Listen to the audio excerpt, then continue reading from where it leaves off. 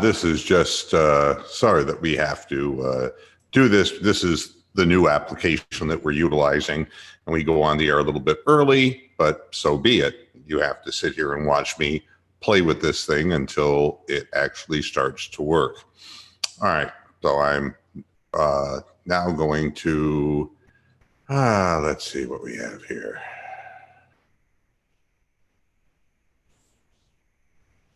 All right. All right. No, that's not what I wanted to do.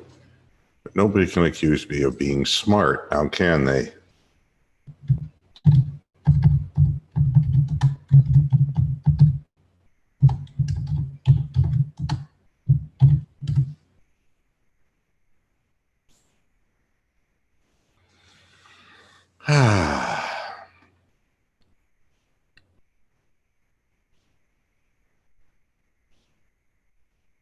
And now I'll do this, which I've already done, basically. Who's zooming who? That's right.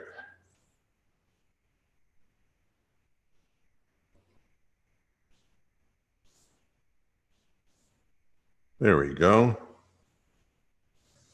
Hangouts is better. Right, Derek?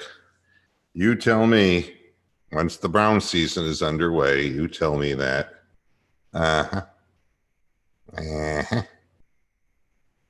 Okay, participants. And there's an attendee trying to get in. And we'll promote Derek into panelist. And there's the Frisbee Meister. Frisbee Meister. And I have to unmute the Frisbee Meister. Can you hear me? Yep, I can hear you now.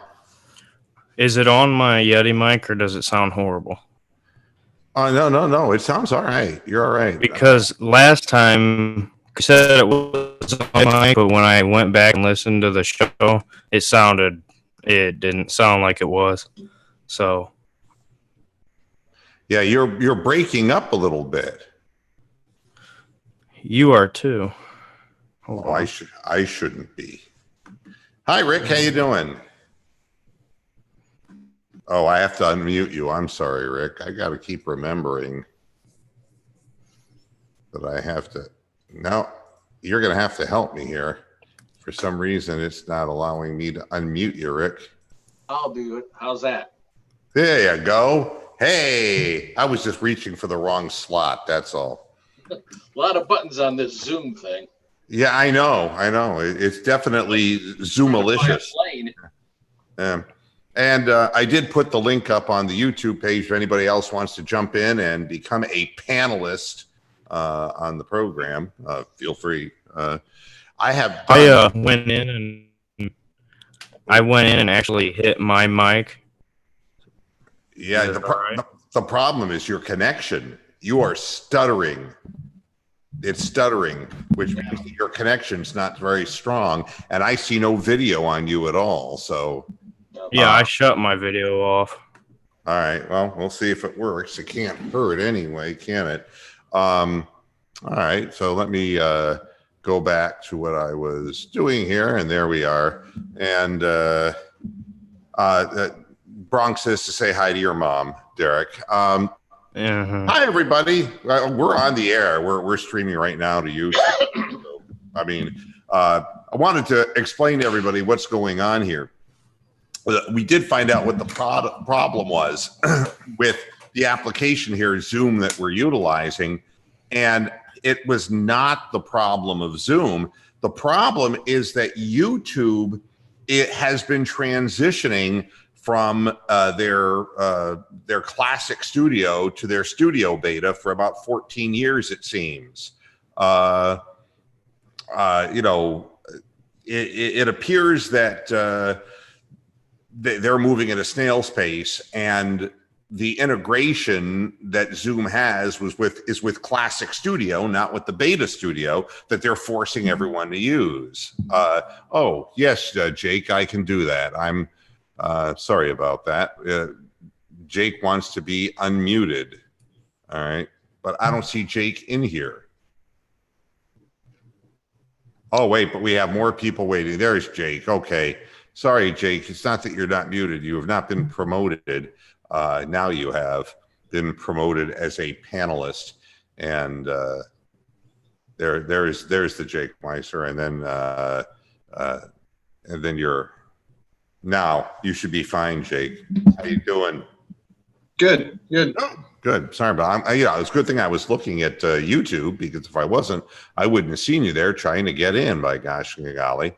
But at any rate, what it boils down to is the problem is that YouTube is not, we're not able to get in through the beta studio. We're only able to get in through the classic studio, but we found a workaround and this works fine. It's just that YouTube is in transition right now. So don't worry, this will be perfected by the time we get to football season, which is what you're all waiting for anyway.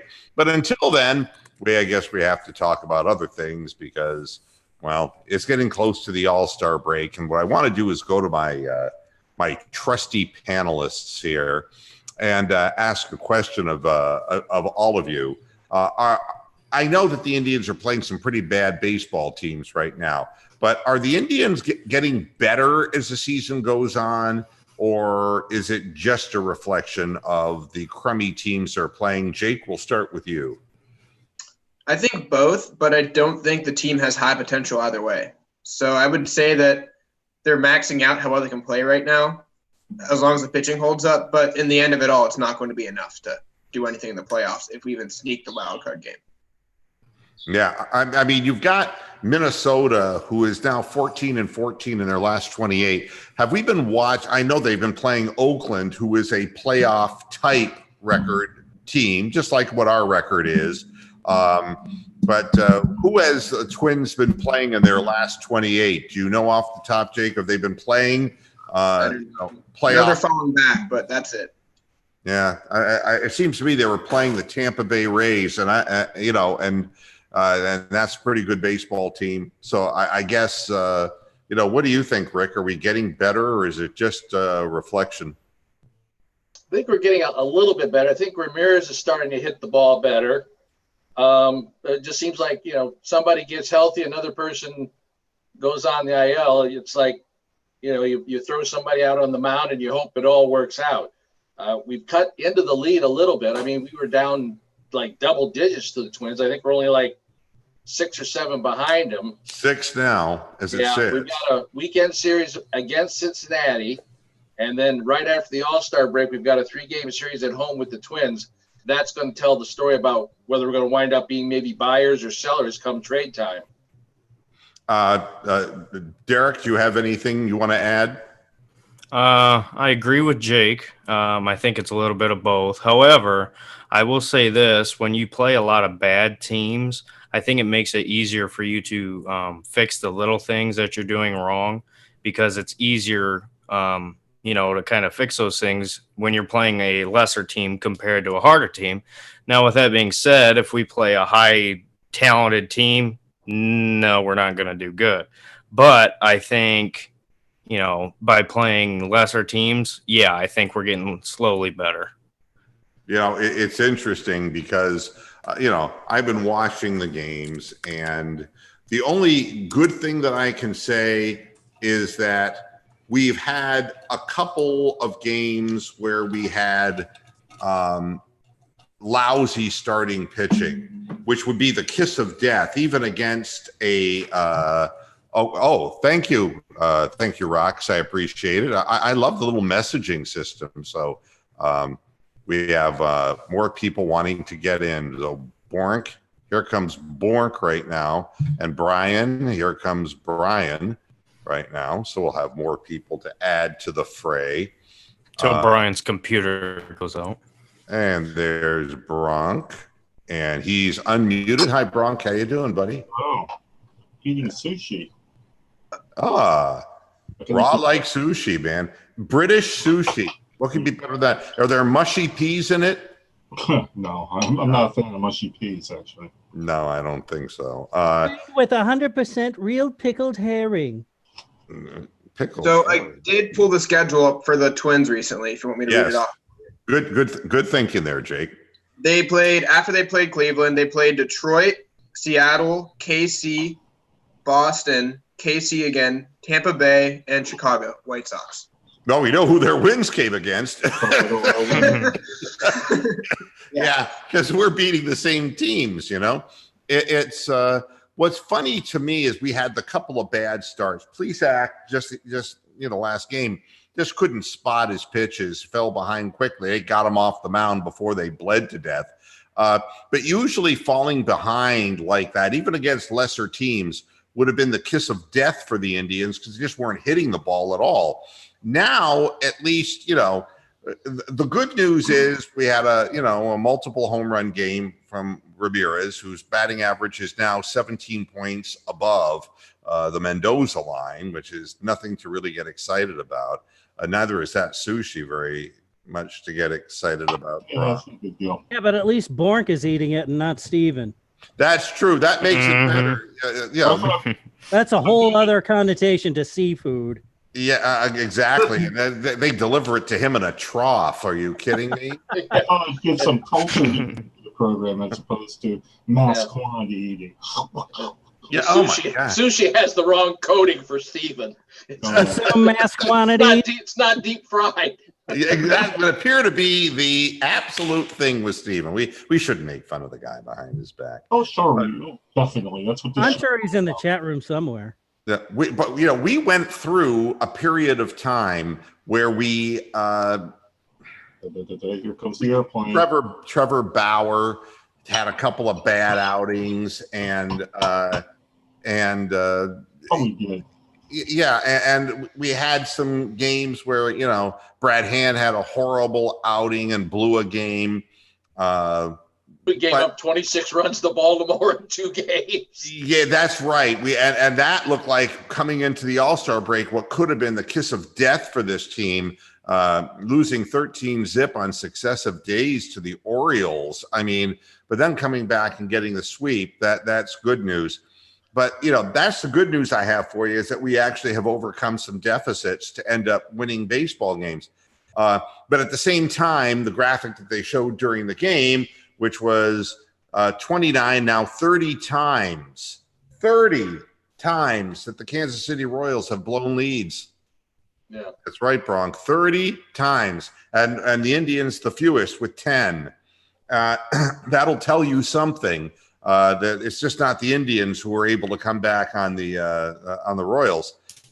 Ned Yost, I never thought Ned Yost was a great manager, but he is aging very, very quickly. I mean, it's and the thing is with that team, it's not that they're totally bereft of talent. Their defense is very good, but their bullpen, oh my God. How bad is it? It's so bad that Carl Willis wanted to accept the position there to guide it into a worse position. I mean, horrible. I could fix that. It's like calling a guy who starts an arson job a setup man. I mean, boy. I mean, Peralta out there taking 47 minutes between pitches.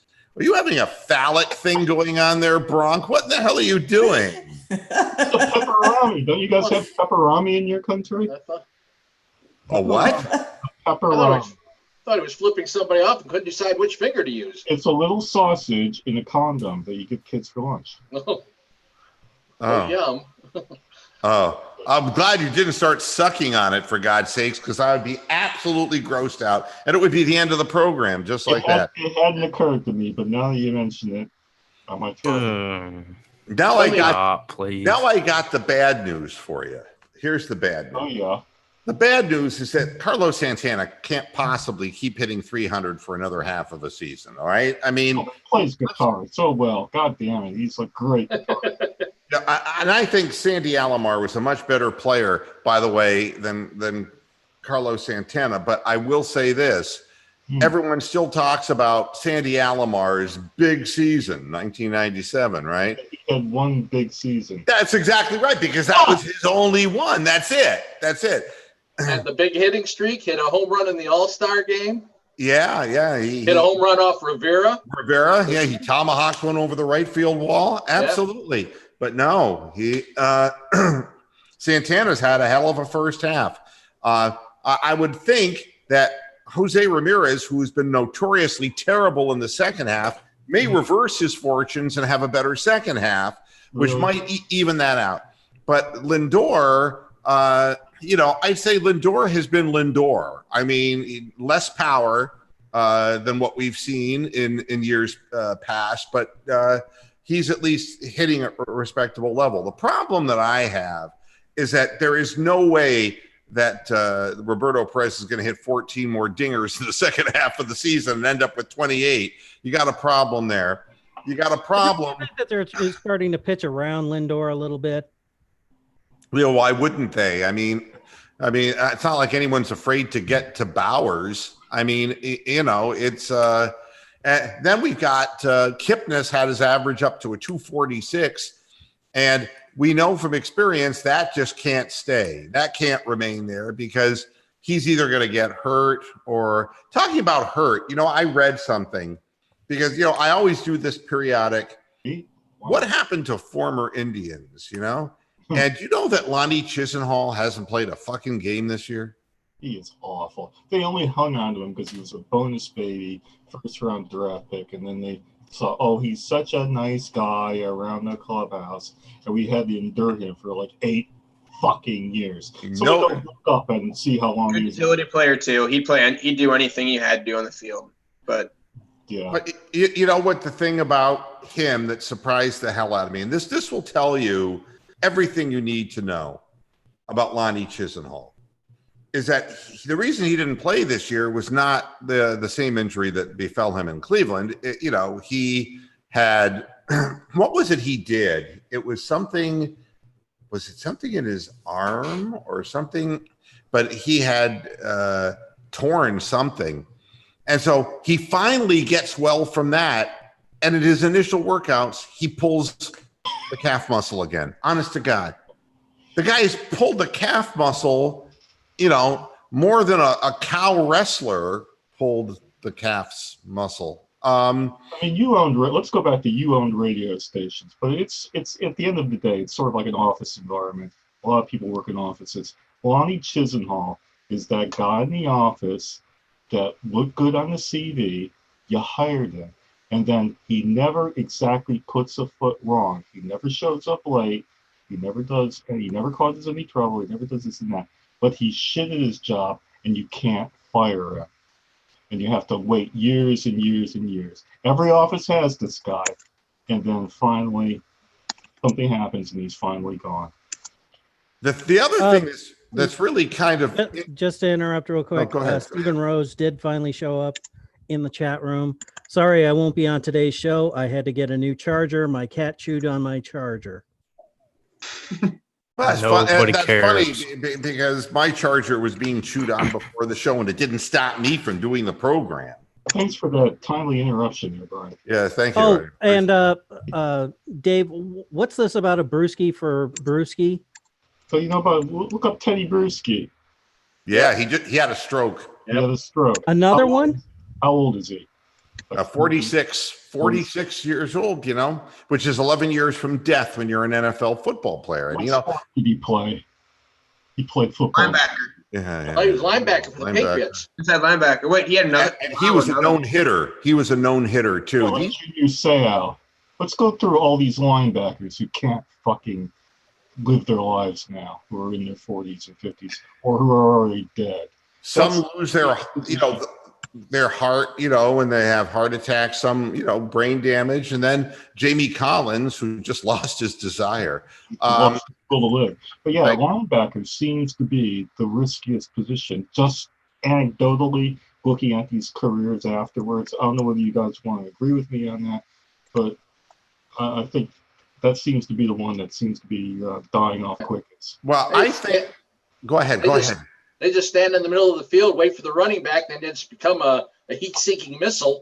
Mhm. And they just go boom. And that was, And another something gets really Go ahead, Derek. You're next, Jake. I'm sorry. I was going to say another really dangerous position that you mentioned, Rick, is running back, because like a linebacker constantly going for the ball, the running back is the one always getting people coming at him. So there's no, it kind of equals itself out there, along with quarterback, but running back more because you're going head to head.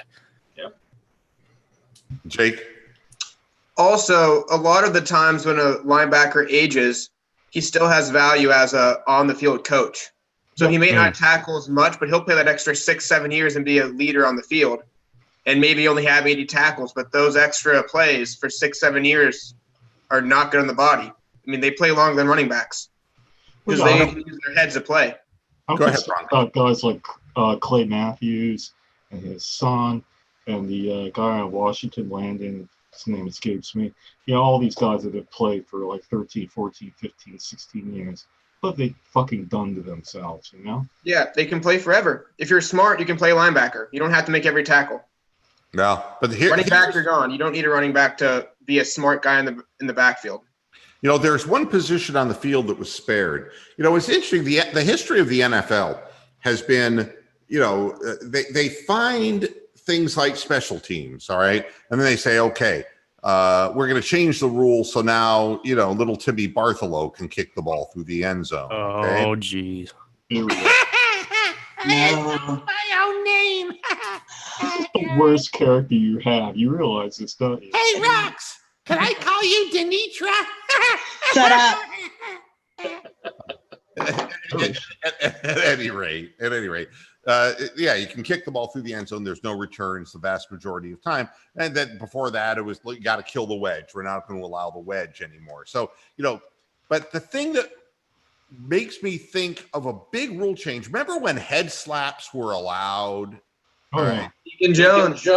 That's exactly right. Yeah. I mean, Deacon it Jones. was a pass rushing technique known as head slapping.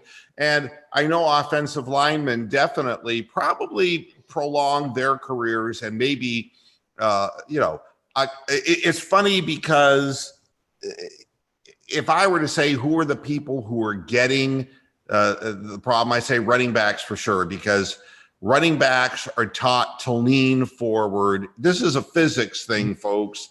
And you don't run too upright. You lean, and so you get extra yardage after contact. You lower your pads. When you lower your pads when you're running, your head is more exposed. So you're going to see more of that. Also, the fact that running backs have become more receivers in today's game too. I mean, coming out of the backfield, it's not unusual to see a guy just slant over the middle and get isolated on a linebacker. Well, And it started in college. Yep. That's where it started. How many times have you Actually, seen shit. a guy come around to the back, out of the backfield, and get leveled as soon as he catches the ball because the middle linebacker read the play and smelled it out and hits the guy? So running back, go ahead. Most famous one where he broke his ribs and had to go to the hospital after the play. Right. I mean, you're vulnerable when you're going over the middle, and running backs are not like necessarily like wide receivers who are working in open space or working in closed spaces. That's the first one. Concussions are becoming more and more substantial to as they teach different tackling methods, which means not as good tackling methods, to defensive secondary men like safeties and cornerbacks. We saw with Denzel Ward. This is a real dangerous thing because when you're tackle leading with your head, there's all kinds of hell. If I were to say the most dangerous position technically could be the wide receiver position, but not from a CTE perspective, but from an ACL perspective, because you come down, your cleats sink into the turf, you make a quick move, your knee goes one way and you go the other way. Bam. Mhm. So, Okay. I mean, All right, I'll take this wide receiver thing on, because I'll say that wide receivers are vulnerable on a higher percentage of plays that they're active on. It's just that they're not active on that many. that's right. They run their patterns, right? If they're active on 15, 20 plays, they can get hurt at a higher rate than linebackers that can get hurt active on 80 or 90 snaps. So, but linebackers being active for so much longer than wide receivers, they are going to be the position that gets hurt and has the shorter lifespan. And it also depends with receivers on the route that they're running. If they're coming over the middle, then they have to deal with everybody coming from all angles, compared to if they're just running a streak on the outside. At least they know, hey, my guy's going to be cutting from the left or from the right, compared to over the middle, Well, but they're still very vulnerable. Yeah. Playing football, there's all sorts of hazards on the sideline too. Oh, absolutely. Yeah. Sideline, you could run into a cameraman. You could flip over the fucking bench. You fucking flip over Urban Meyer having a headache. Yeah. All sorts of things that can happen too. Woody Hayes Random might punch you players out. running on the field. Yeah. Mike Tomlin can happen too. Mike Tomlin can happen too. So Well, Remember that when he remember hit the dude in the play- sideline? I remember a play from 30 years ago where it was the 49ers playing the Rams in Los Angeles. Willie Flipper Anderson is running down the sideline to catch a pass from Jim Everett, and Ronnie Lott runs from his center field position and just absolutely drills the shit out of Willie Anderson and almost knocks him out of the fucking game. exactly. And you see it in college a lot too. If you watch that last Ohio State-Michigan game, there was all kinds of big hits. Oh yeah. So- I think there's some assistant coach that actually tripped some receiver when they were on their. Oh yeah, yeah. And said, "Yeah, here you go, buddy." Whoop! No, nobody's gonna see that. Well, the famous one was Mike Tomlin on the kick return. Yeah. He got in the guy's way and was lost the draft pick because of it. Looked around like nothing happened. Yeah. Tried to pull an Urkel. Did I do that? Yeah. Or players running out from the bench onto the field, and I've seen that before too. So I think sideline is just as dangerous as over the middle. Now we got into talking about Teddy Bruschi. Now he caught his own symptoms. I mean, arm weakness, face drooping, speech difficulties, and he's recovering well, which bodes well for his recovery when you catch things early. So if anyone in the panel goes like this all of a sudden, then they're having a stroke. Well, that's an interesting impression. I don't know that I. So call 911 or 999 Yeah. right away. Well, the thing is that I was talking to an individual.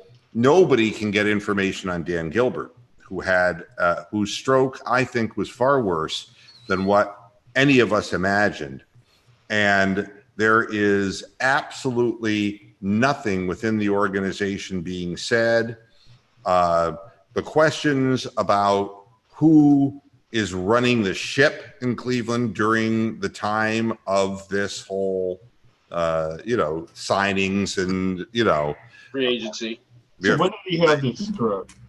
Well, at least his kid can wear his suits. Yeah. When did this happen? I don't. Well you before have- the draft. I'm not Right. sure how far.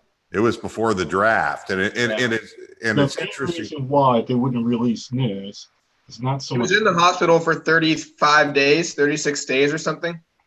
Yeah. So- I'm going to ask somebody to maybe look something up for me, because I heard a very interesting story that might tie into this, and I'm not suggesting anything, just wondering out loud. Look it up on my phone. That's Who fine. did in the NBA draft the Boston Celtics take, I think, with the 13th pick? Could you look that up for me, please? Boston picked either 13th or 14th, as I recall. They picked later. Yeah. Yeah. So if anyone can find who they chose in their first round pick, I have a story that I wanted to share about that, which is an unusual story to say the least. And it ties in with the Cleveland Cavaliers. Any word on this yet? Maybe in the chat room. Anybody looking up who Boston? Who did Boston select? Indiana guard Romeo Langford. Langford, right? Yeah. Indiana kid, right? Yeah, 6'6", 216-pound Langford. Langford was brought in by the Cleveland Cavaliers for a workout, all right? Okay. But the strange part of the story is that he ate dinner with the team twice while he was in Cleveland and was introduced as the Cavaliers selection to teammates. It didn't happen. Darius Garland, who was expected to go to someone else when the draft order changed and when Darius Garland fell, a trigger got pulled and we went with him and forgot about Langford altogether. Langford dropped to 13, all right, which makes you wonder why the Cavaliers wanted to take him at 5. But the bottom line is that my understanding is the Cavaliers had agreed, in essence, to select Langford. And when one guy came into the picture, it changed very quickly. It makes me wonder who was calling the shots. Well, anyway, I'm reading this thing from WBZ Boston CBS. The Celtics were in the mix to trade up to the number 5 pick after the draft got underway, but the Cleveland Cavaliers ended up keeping the pick and drafting Vanderbilt guard Darius Garland. So the Celtics stayed at number 14 and picked Indiana guard Romeo Langford. So the Celtics were trying to take the number 5 pick the Cavs had. It didn't happen. And then, that's what happened. That's what they're saying on CBS. Well, I have no reason to dispute that. I mean, it's a tragic situation because from what I can gather, with no information available about Dan Gilbert, is that he is disabled. And to what degree he's disabled, we can't even determine. Well, I'll tell you why there's no real news about it. It's because Dan Gilbert's not just owning the Cavs. He's fucking owner of Quicken Loans. So if something's wrong with him, it may affect Quicken Loans' stock price or various corporate filings they have to do. So they have to be, the compliance people would be all over this. They have to keep a lid on shit like that. Yeah, and I tend to agree with that. I mean, but whether it's you only hear that from me. You won't hear somebody in the news media saying that. But that, when you think about it, it fucking makes sense. Yeah, it does make sense. And we wish Teddy Bruschi the best. He's currently an ESPN analyst, so well, it's not going to get better. That's the thing. Mm-hmm. How is he going to recover? Thoughts and prayers. Let's all hold hands, sing Kumbaya, and say thoughts and prayers for Teddy Bruschi. The ship's gone, mate.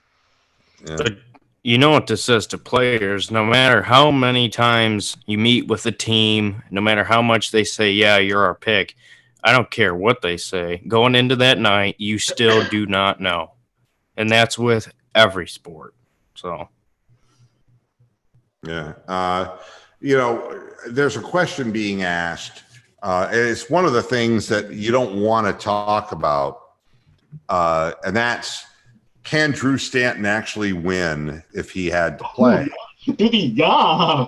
Come on, do that. You got to do the yeah voice. Yeah. Yeah. Because that's immediately what I thought when you said that.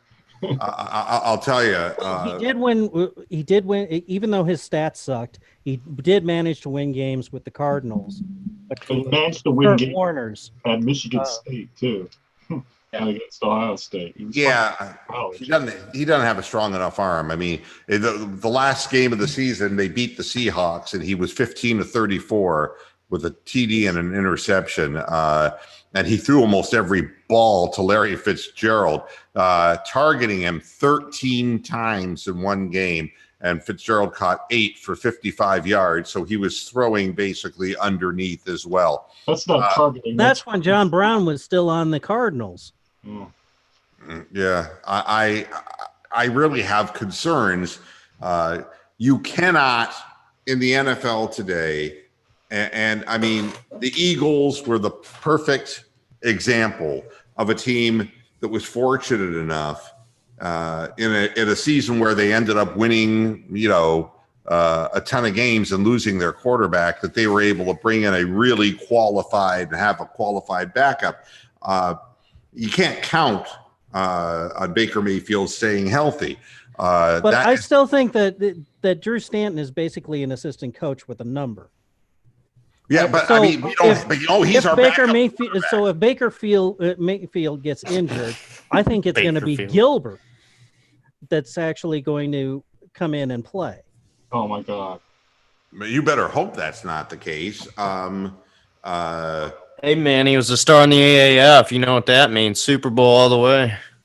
Well, unless he's Kurt Print fucking the tickets. Yeah, I mean, right now, and David Blau. I mean, I don't know how the Browns are not set up at quarterback. Let's just put it that way. In the preseason, you're going to see a lot. Gilbert and Blau will be fighting over who holds the clipboard, and what I think will happen, we'll pick up somebody before that first regular season game. Well, you can't afford to do that because the offense is a new system, and nobody's just going to come in and learn the system. That's what I'm thinking. I mean, you can fucking kiss the hoop. I mean, you can't get everything if you're the Browns, but boy, it leaves you very thin because at the quarterback position, I don't think Drew Stanton could beat anybody. I don't think he beat any of the teams in the AFC North except maybe the Bengals. Right, he would not beat the Ravens with their defense. He would not be able to put up points to stay with the Steelers, So it's a real problem. And it's not that I believe that we were going to have a great backup, but, usually you have somebody who's played football games and who, like a good example of a career backup guy, and I'm not saying Colt McCoy because I liked him with the Browns, but that's an example of a guy that can come in and play. Drew Stanton, as far as I can see, barely qualifies on that level. You know how we can win a game with Drew Stanton is if our running game this year is better than what it was last year. If our guys are run blocking and we got Kareem Hunt and we got Nick Chubb, maybe we can win games by rushing for 200 and some yards and just let Stanton throw the ball for 18 times. I mean, the thing is, the Ravens were able to win with Lamar Jackson because they just built a specific offense for the guy. He's horrible. He is absolutely horrible. Does anybody disagree with that? Well, I don't know that I think him horrible. I think that he's he does what he does, and there's no evidence yet that he can consistently and accurately throw the ball downfield and make those types He's a of better athlete than Deshaun Kaiser. He's a Lamar Jackson. Yeah, Lamar Jackson is a big question mark because we know he's a good athlete. We know what he can do with the system that they put him in, but nobody's confident in his throwing game. And the reports were that he was going to work on it and whatnot. And they got a new offense. But there's still that big question mark. I think this season's going to be very eye-opening as far as what he truly can do. But I don't have confidence, especially when it comes to health. Well, yeah, in the long run, it's going to be very difficult, I think, to play an entire season without him pulling the trigger to more than just the tight end, because they were throwing over the middle of the tight end literally 75% of the time in Baltimore last And they season. drafted Marquise Brown, so that gives them somewhat of a weapon. Yeah, well, the real question is, it's not the question of whether Lamar Jackson can throw a long ball, it's whether he can throw it accurately.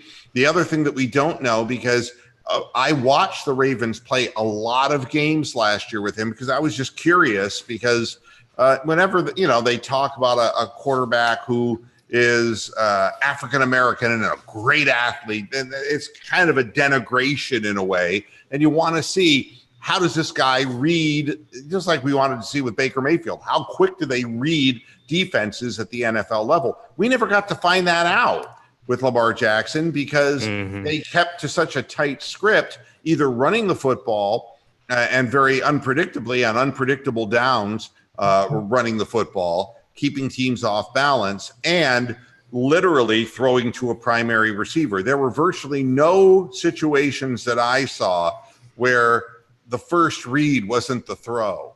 I mean, is it because the coaching staff didn't trust him to learn that? Well, I think that they were in the process of heading for the playoffs, and I think they figured better to rely on our defense, and this is why their head coach is not liked. I mean, I got to know a number of the guys on the forums from the Ravens. They fucking hate Harbaugh. They can't stand it because he's just not an offensive coach, and the feeling was that he wasted Flacco in a lot of ways, and that I hope he stays their coach forever. And I hope the other Harbaugh in Michigan stays there forever because they are not good coaches. He reverts just enough that they keep their jobs, and I love that.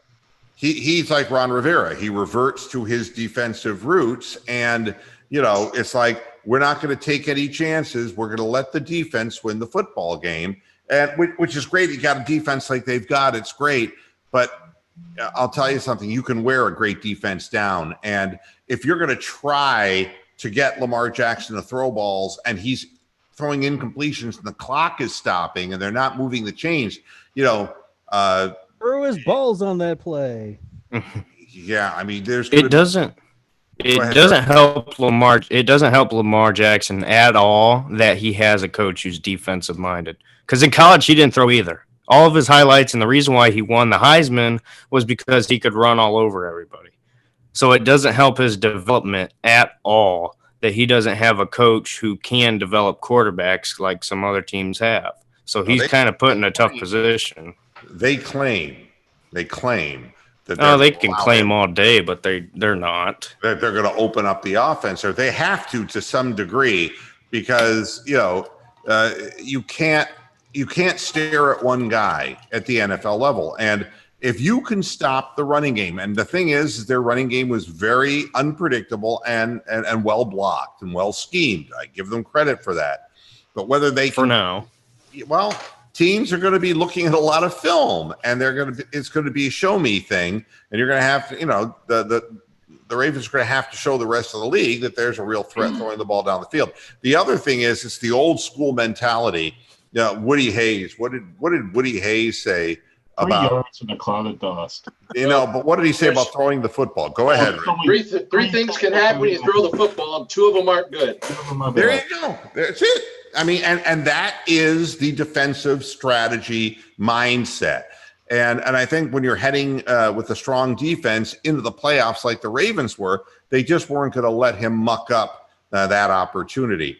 But with that said, if you're playing Baker Mayfield, and Baker Mayfield is the real deal, and you've got better receivers and putting points on the board, you're not going to be able to come back with a running game and a little over the middle to your tight end passing game and keep up with teams that can score points. Oh, that's so important. We got to get ahead in games. We were behind so many games last year. Yeah, but look at the Ravens. The Patriots is a good example. For all the talk about Bill Belichick, defensive guy, and this and that, the fact is that Brady can hurt you even at 40 years of age, and they can score points. They put points on the board, and they were in some real slugfests when it came to scoring, and they came out on the better end of the stick. And the Ravens can't. They got a nice young running back now too. Yeah, I mean, but you're not going to be able to do that if you're the Ravens, and there's going to be growing pains involved because there's some pass rushes that, the thing about it takes one time. The thing is, the mindset that I have is different than Woody Hayes. It's exactly 180 different.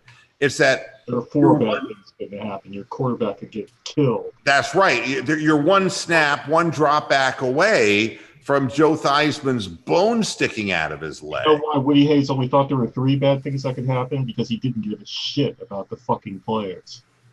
Yeah, well, and again, my feeling about Lamar Jackson and the Ravens is they're going to have to open it up to some degree. But again, my concern with the Cleveland Browns and Drew Stanton is that there ain't going to be no opening it up if that's all there is. Because Drew Stanton, by his very nature, is going to throw check down passes, and it's going to be an ugly thing. And there are a lot of teams in the league who are in the same boat, where if things, if the backup comes in, everything goes to hell in a handbasket. I think Dorsey knows this, though. I think Dorsey knows this, and at some point towards the end of August, see a quarterback come in.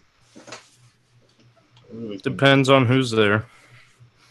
Now, I would be remiss if I didn't mention a big story in the world of tennis. How big is it? Yeah, well, it's happening in your country, Bronx. Coco Gauff has just moved into the round of 16 with another win. This not over another Venus Williams, but Polona Herzog of Slovenia is not a bad player.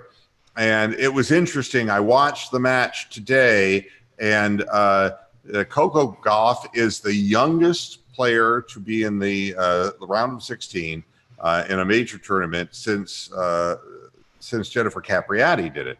Right. And 15, right? Yep, Yeah, 15. She turned out well, didn't she? Yeah, that's just it. That's story, isn't it is scary. And I did some research because I saw her parents there. Her father is her coach. Oh, that again. I think, that again is right. I think that it is a big fucking mistake to do that, because his history was that he played basketball at, I want to say, Southern Georgia. Wow. I mean, small program. Her mother was a wannabe gymnast who was a real track and field standout at Florida State University. They're both athletic people, but they were athletic people who never took the step up to the next level.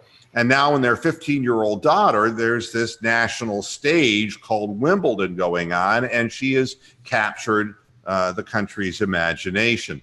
The thing that scares me about this is, you mentioning Jennifer Capriati. It was a horrifying thing. Her father, Stefano, and I don't, Didn't you know them or met them or something? Stefano, I knew people who knew Stefano, and he just a crazy motherfucker. Like Jim Pierce, Mary Pierce's father, was another fucking psychopath. They had to throw him out of tournaments. I'll tell you, I've met some really weird tennis parents. Malavia Washington, who was a great guy, and I personally knew him in Flint, Michigan. He was a guy who played for U of M, and he, was in a Wimbledon final.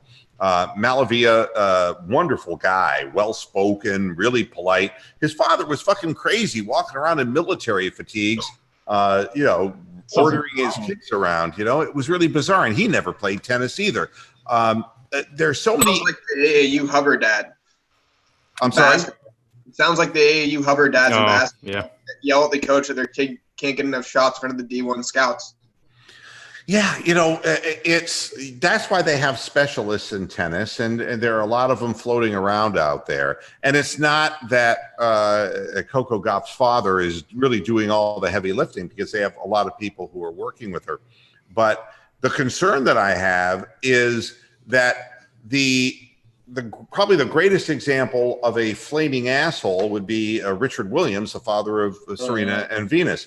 Now, they would stand up for him until the end of time. Oracene, his wife, couldn't stand up with him anymore. The problem that we have is when parents need the attention and use their children. Amen. And they live through their kids.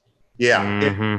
And with Richard Williams, it was a scary thing. There was no reason in the world for us to even know who Richard Williams was. I mean, Serena Williams is the greatest women's tennis player in history, flat out. Oh, no. There is no doubt. Now, I don't always like her attitude when she loses, but there's nobody who even comes close. Serena Williams is the best. Venus Williams is a great tennis player, all right? And a more likable person, too, because I had the pleasure of meeting her, and much nicer person. than what I've heard that Serena is. But I'll tell you who's also psycho is I can't think of her first name, but Andy Murray's mother. And she's very famous over here. She's like a celebrity of her own right here. It was like Jimmy Connors and his mother. This goes on and on and on. I mean, it's really weird. But tennis, for some reason, fosters these kinds of things. And I was watching the parents and, the reaction. And afterwards, they were saying how her father modeled Coco Gauff in the same blueprint that Richard Williams used. And I'm like, and the comments that were made by her father was that they selected tennis for Coco when she was in second grade, okay? 7 fucking years old, all right? She probably hates the sport. Well, this is the question that we're going to find the answer to once all the glory and the newness comes off and the expectations start setting in. Then you're going to get an idea, and Coco Gauff's going to get an idea of how much she loves the game. But go ahead. Do you still think, regardless, even if the parents are being those that type of parent you were talking about, do you think from her standpoint that regardless, when she looks back on it, on how big of a story it is, do you think that it's still, regardless, do you think it's still a big deal to her? Is what a big deal? The fact that she's having success in the Wimbledon, which is a big deal to everybody else, but do you think to her it's going to be big that she lived up to somewhat to those expectations? No, I think it's just the opposite. What happens is when you find success at 15 and by 17 you're the girl who was 15, you're going to end up like fucking Olga Korbut is what's going to happen. There's going to be a Nadia Comaneci who just erases you 4 years after you have your greatest moment. It's what happened to Jennifer Capriati. Jennifer Capriati had this remarkable run, 15, 16 years of age. And boy, she was the next one who was, going to be the next great one. And, her father was crazy. Her parents ended up divorcing. It was hard for her. She got into partying and Jennifer became a party girl. And the rest is on the record that she didn't get into shape and wasn't consistently in condition to play. And her head and her heart were not with the game. The part of the thing that bothered me about Coco Gauff's father was the comment that they selected tennis for her when she was 7 years old on the basis that the blueprint was already there for marketing an African-American female tennis player. Now, marketing? They bet you go to marketing?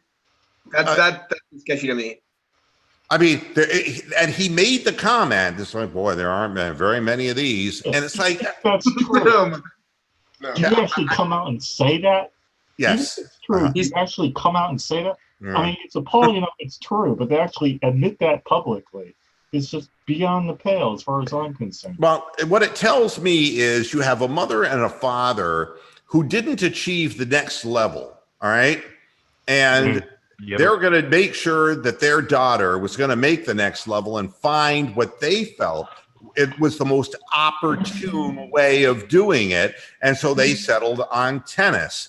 And meanwhile, when you're 7 years old, you don't have a say in all this. And when you're 15 years old, you still don't have a say in this. All right. It's like those Russian factories where they had the Russian girls go off when they were like 7, 8 years old. But at least they were coached by other people, not their parents. Well, let me tell you something. I personally met Yvonne Lendl and had a long talk with Yvonne Lendl. This was out in Eastern Florida, all the way out in Fort Pierce, Florida. And he was raising his daughters to play golf because Yvonne had become a very good golfer and he wouldn't even hit tennis balls anymore. And this was before he joined. He did decide to play with some of the older guys on a tour that was a senior tour. But, you know, the love of the game was taken from people in Czechoslovakia. And the reason that Yvonne Lendl always looked so dour on the court is that he hated every fucking minute he was out there. And there was no joy. Ask Bjorn Borg. There was no fucking joy when you're playing juniors tennis, and the next thing you know, you're being sponsored, and then you're being worked to death by Leonard Berglund, and there's no fucking joy in the sport.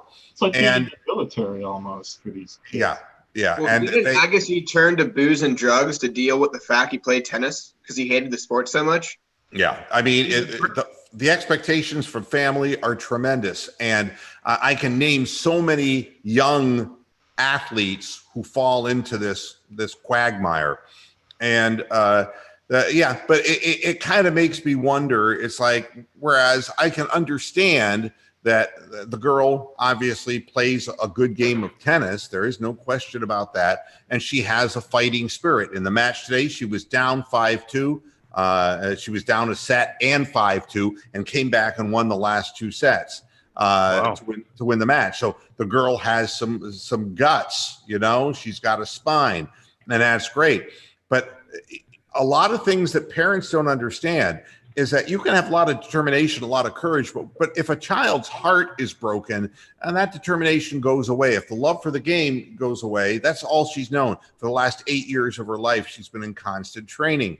And eventually they try to have a life of their own. And what winds up happening is what happened to Bjorn Borg when he got away from tennis. He got into drugs. He got involved with an Italian musician. He went bankrupt. All kinds of things happened to people who had never had a chance to live their lives. So, Lou, how would you handle this guy? Because you would probably know him in the world of tennis, Nick Kyrgios. He's a great talent, just leaves matches, doesn't show up. Would you tell him to stop playing, or how would you coach him to get his game mentally right? Or would you just say, if you don't want to play tennis, I'm not going to coach you? Well, Kyrgios is a guy who, quite honestly, would go through coaches like underwear. You know, if he's making enough money to support himself, I suppose that's fine, but it doesn't seem like there's a lot of joy going on out there. When I talked to Lendl about it, he just said to me he didn't even ever want to even look at a tennis racket again. And I got to know Yvonne Lendl because I was dealing with his former manager, Warren Bosworth, who was customizing my tennis rackets for me. And he echoed the same sentiment about Lendl. And there was no way that Lendl was going to, you know, get his daughters involved in tennis because there's like a poison there with it's trauma. It's like a trauma, yeah. Like stage parents and for children actors, you know, for child actors. I mean, go ahead. I played football with these 2 brothers, and my school was going through coaches pretty rapidly, like every year, because we weren't good. But anyway, the mom of these 2 kids was like extremely like yelling at the coaches and yelling at him, and set that expectation of you got to be the best, similar to, you know, what you're saying with that kind of parenting. And I can tell you from being friends with those 2 brothers, it is very embarrassing because you deal with the other kids and the other people around going, why won't your mom shut up? Why can't she leave us alone? And then the coach gets mad. So it's got to be frustrating. And that's where I think that trauma comes from, is just that mental mind game that they play when they do that. Welcome back, Brian. I take it your computer is back up and running? Yeah, I can actually use Zoom on the all-in-one. Groovy movies. Good news. All right. Yes. I've seen Nick Kyrgios in a match laugh at his coaches and not go after the ball and lose the game on purpose. I'm just like, is it worth the money to coach this kid? No. In your case, would you just be like, I'm done. I'm not going to have my name associated with you. I don't care if you're paying me $200K a year. Until he gets, he's one of these guys that until he gets his ass kicked and his head rewired, he's always going to be a complete basket case. He's a Fruit Loop. When McEnroe calls you a basket case, that's a problem. Yeah. Voice of experience or McEnroe. But McEnroe's outbursts actually were designed to screw up the head of his opponent. It's a very different thing. You know, kicked out intentionally. Yeah, to watch a guy just quit on the court. You know, Coco Gauff is having a great moment. The question that I always have, and I could tell you about, if I really stopped and thought about the kids, the younger people who wound up in the sport, who had, you know, and we can talk about Donald Young. That's the last African-American male, a left-hander, who never made the climb. Donald Young, they were trying to hype him into the next, you know, we were talking about Blake earlier, the Blake from Harvard, who was James Blake, who was the the previous African American who did really well on the tour. And Donald Young playing seniors, by the way. I'm sorry? He's playing on that senior circuit. Oh, is he? Yeah. Very nice guy. Very nice. James Blake, a very, very good guy. Met him at a satellite tournament that I was watching, and he was playing in the satellites to work his way back up after an injury. Very, very good guy. But there is no blueprint. The fact of the matter is that Donald Young had his big moment. I believe it was at the U.S. Open, and then was never much heard from again. So, I mean, there is, and the younger that they get, the more precipitous the plunge. Let's put it that way. Because it's like when you take a television series away from Jodie and Buffy, you end up with kids who are stars on television, Aaron Morin from Happy Days, who end up with all kinds of personal problems because you go from being the darling of a country to being nobody. And then the worst example of that, what was the girl that was the sister to Valerie Bertinelli on one day? That's related Mackenzie Phillips. Mackenzie Phillips, yeah. Yeah, that's the worst example. Yeah, daughter of John Phillips from Mamas and Papas. Yeah, she had the genetics of drug addiction written all over her. I mean, but She was again, also sexually abused by John too. That didn't help. yeah, but only on Mondays. I'm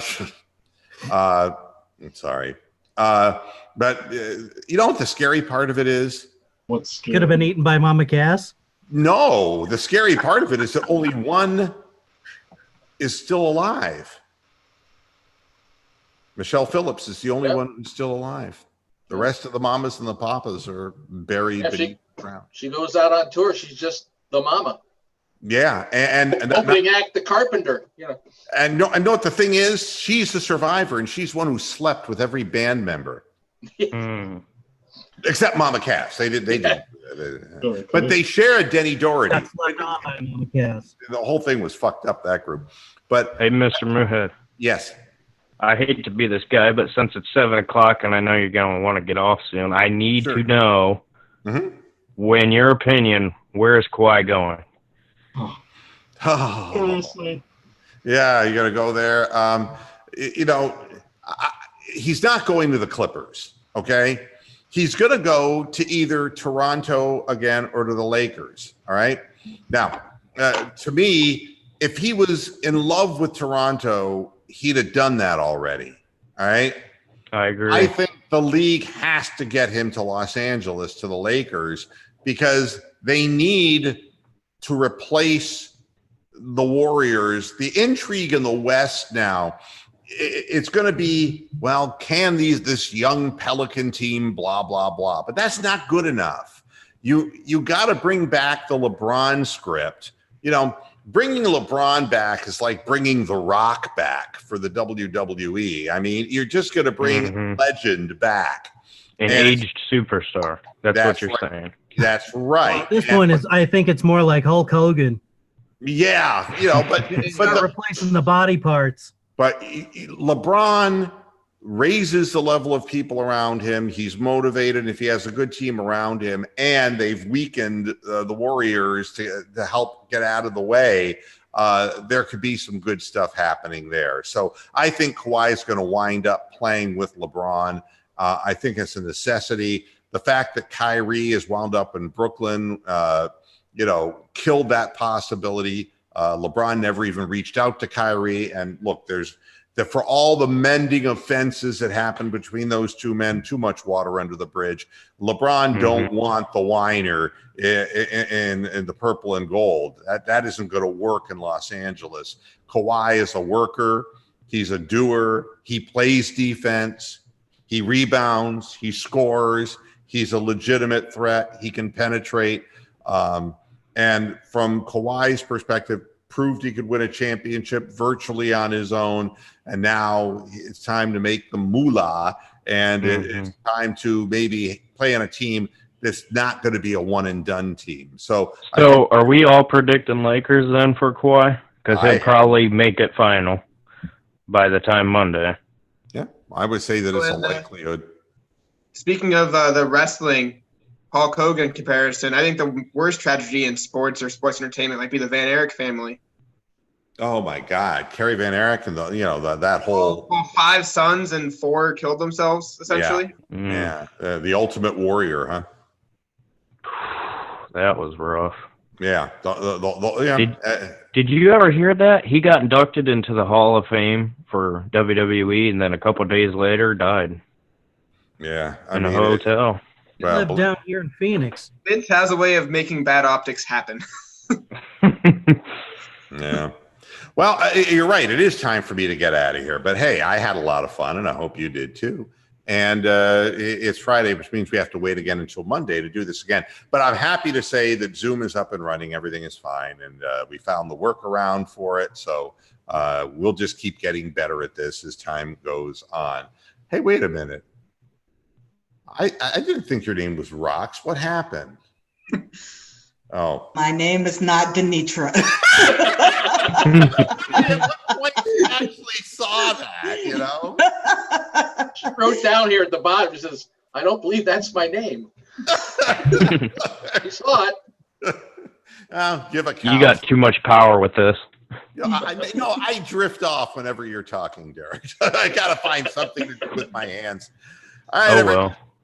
Thanks a lot for joining us on this edition of Moohead Radio. Back again on Monday, and we will see you then. Until then, let's hope the Indians win 2 more. Oh, you're going to watch the Battle of Ohio, huh? Well, I'm going to watch it, and I hope we can maybe knock down another game. If we could be 5 down at the break, playing 3, and even stop it. Don't you get optimistic. 3, we could still cut it to 4 games. Maybe, maybe the Twins will crumble. Maybe a bad break here and there. When, Odorizzi's already now on the DL. Maybe something can help. Look at the schedule in August. See the Indians play. Okay. And do their job. But isn't that what I said 2 months ago, that the Twinkies are going to collapse and let a sub-500 Indians team be the division winner? Oh, we'll see. It's wrong now. So I think that the Twins are pretty solid, but if their pitching goes down the shitter, it might be very interesting to see what happens. You never know in baseball what's going to happen. The Indians could get some help back, and who knows? Somewhere Kluber's got to show up sooner or later. Well, there's question marks about that, and they said that Salazar is throwing, and got him slated for AA game. So but they say that he's throwing 96 miles an hour. So I don't know. You just never know with pitchers who can come up and who can go down. That's just the nature of it. All right, everybody. We'll see you around next time on Moohead Radio. Until then, hasta la vista, Pastor Heads. Good night.